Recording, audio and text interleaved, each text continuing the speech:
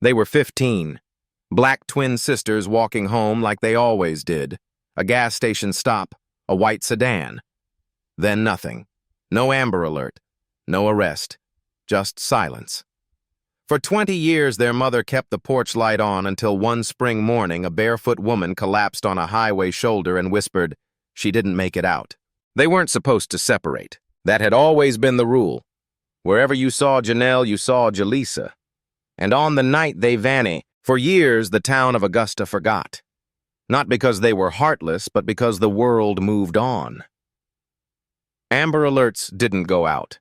Headlines faded. Newsrooms were silent. But Vanessa Morgan never forgot. She kept their room the same. She lit candles every March and Eve until 2024. It was a Monday, March 18th, exactly 20 years since the twins disappeared. Vanessa didn't light the candle that morning. She didn't print new flyers.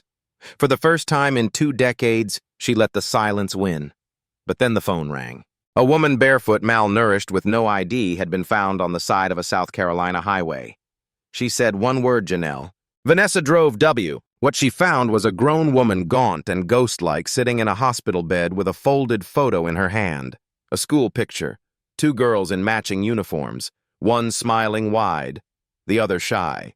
The moment their eyes met, Janelle whispered, "Mama." Vanessa didn't cry. She collapsed into the chair beside her and held her hand like a lifeline. Janelle held on back, afraid if she let go, the world might disappear again. It took days for Janelle to speak. The words didn't come easily. They didn't come in a straight line. But when they came, they changed everything. She spoke of a man named Pike, a neighbor from back in Jennings' homes, a man her mother once warned about, a man who offered popsicles and weird smiles and then vanished in 1998. He had returned. He offered them a ride that day. The girls got in, Jalisa in the front, Janelle in the back. The car didn't turn toward home. It drove into the woods. The house looked normal. But inside there was nothing, just a locked basement, a single mattress, a bucket, and an old buzzing lamp. They were kept apart, one upstairs, one down. Jalisa never stopped planning. She whispered escape routes. She counted shadows. And then one night, she ran. The lock had jammed. Pike fumbled. Jalisa made a break for it. Janelle didn't follow. She froze. She heard the scream. She never saw her sister again. He moved Janelle after that. Changed her name.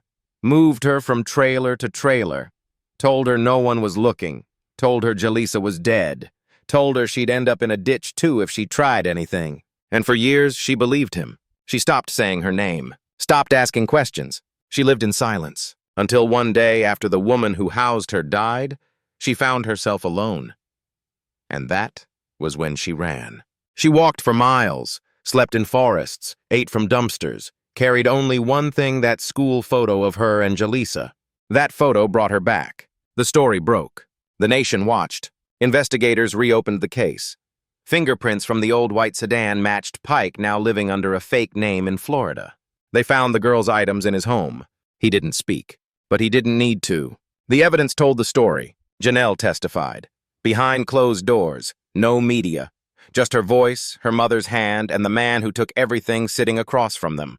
When she spoke Jalisa's name, her voice cracked, but she didn't stop. She never looked at him. She never gave him that. No murder charge was filed. Jalisa's body was never found. But to Janelle and Vanessa, she wasn't missing. She was more than a memory. She was carried. She was honored. On the 20th anniversary of their disappearance, Janelle and her mother returned to the wooded trail where the sedan had been found. Vanessa placed Jalisa's old purple hoodie on the ground. Janelle lit a candle. She whispered, "You didn't make it out, but I did. And I'll carry both of us now." That night, they lit candles on the porch. No speeches, no press, just a mother and daughter and a table full of light. Janelle didn't speak to the media. She didn't give interviews. Not because she was afraid, but because words weren't enough. What do you say after 20 years of silence? She moved back in with her mother. At first, she barely left her room. Every noise startled her. Every mirror held a face she didn't recognize. But slowly things returned. Vanessa made cinnamon tea every morning just like she used to. Janelle started sketching again. Just lines at first, then trees, then faces.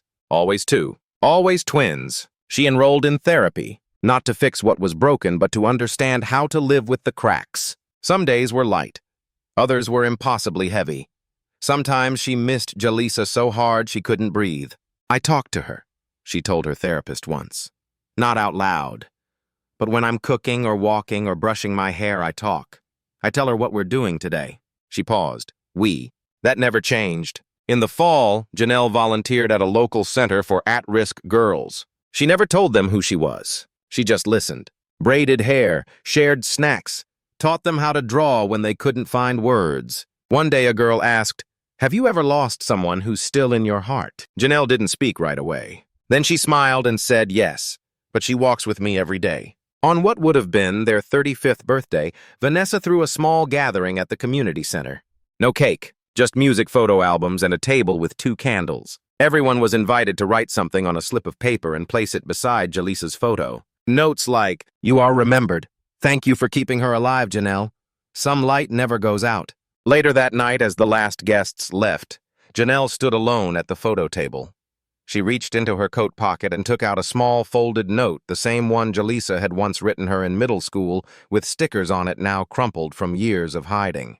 It said, "We're stronger together, always, no matter what." She pressed it to her heart and whispered, "You kept your word. Now I'll keep mine." A year passed, then 2. The porch light still came on every night, but now it wasn't for someone lost. It was for someone who had come back and refused to stop shining. People often asked Vanessa what it was like to lose both daughters, then get only one back. She never had the perfect answer. Some days it felt like resurrection, other days like being split in 2. But every morning when Janelle padded into the kitchen in worn socks, hair, and a wrap, asking what was for breakfast like it was 2004 again, she felt something return. Not time, but presence. A quiet miracle in motion. Janelle started journaling. Not because she wanted to write a book, but because she wanted to remember on her own terms. She wrote about, and the scratch of the basement wall, the sound of her sister humming, the weight of years she couldn't count, the moment her name returned to her like breath, and slowly her voice, the one she hadn't used freely in decades, came back. 3 years after her return, she stood in front of a crowd at a local library for a small panel on resilience. She hadn't planned to speak, but when the mic was offered, she stood. "I don't know how to explain being invisible," she began.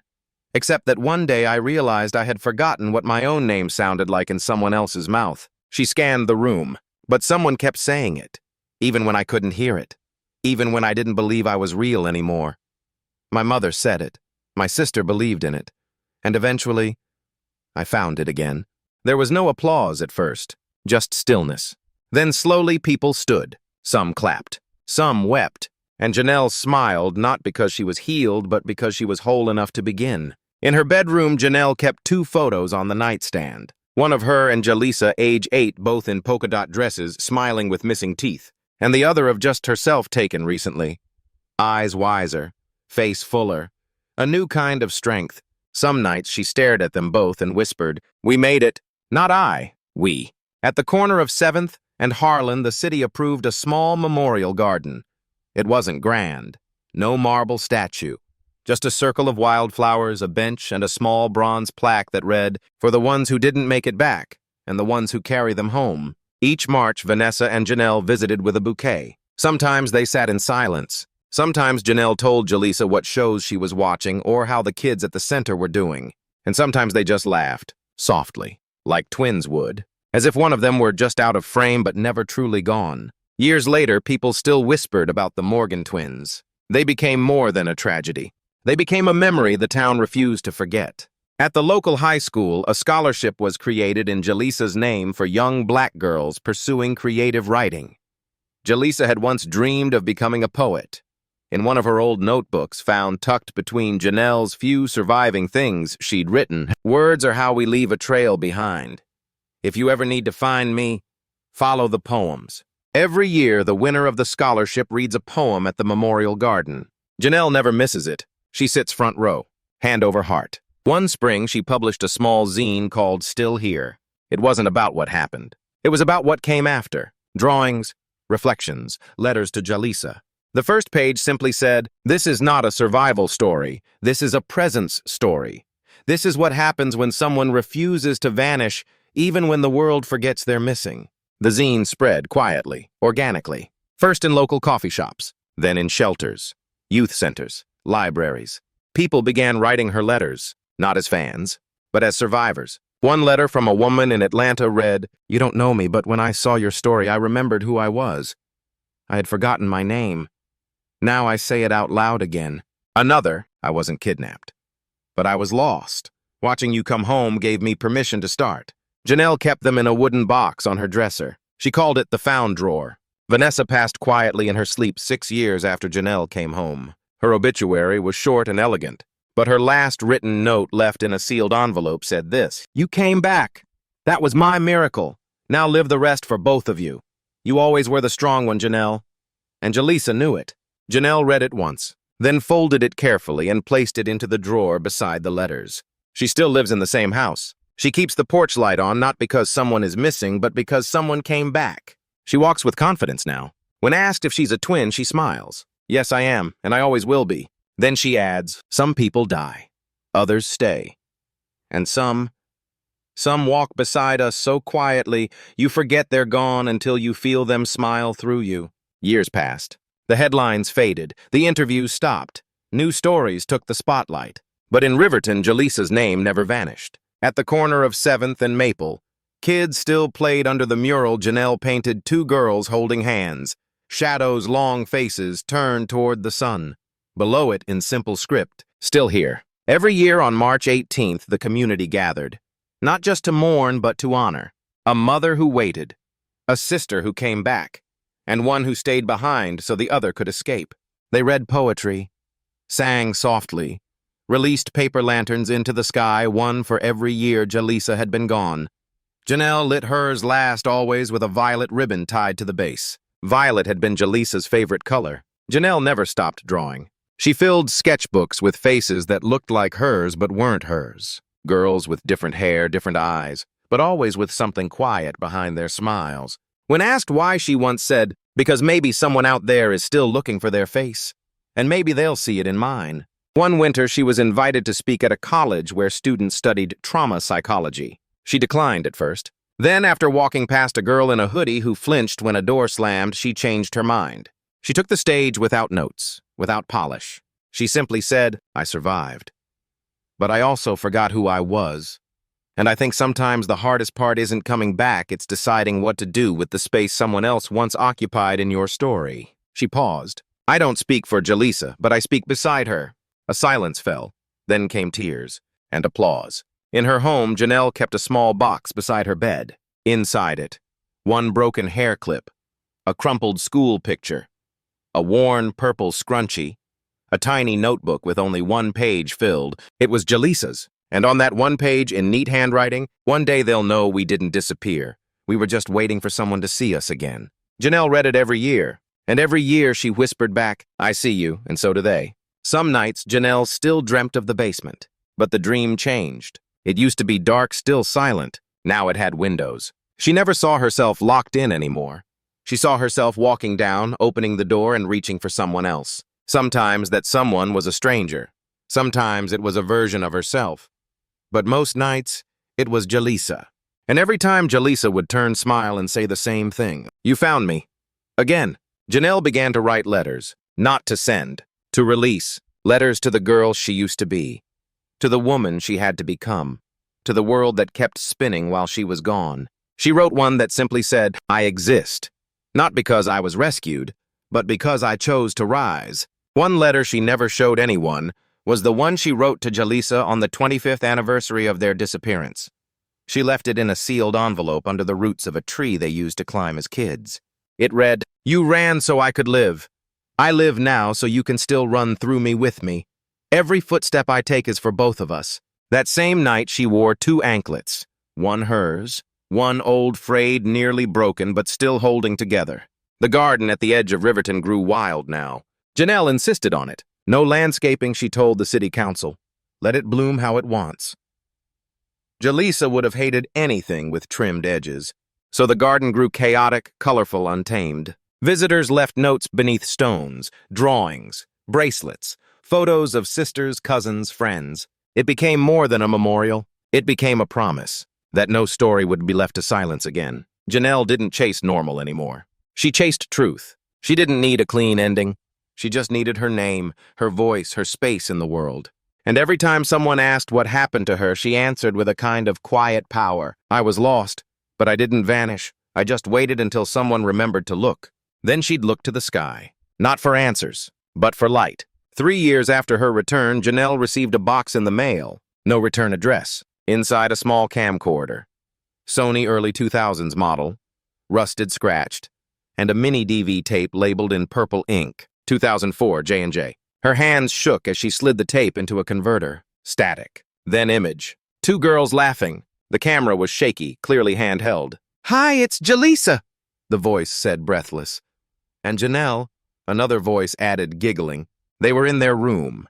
Hair wrapped up in scarves, lip gloss smudged, holding up a hairbrush like a mic. "We're famous now," Jalisa teased.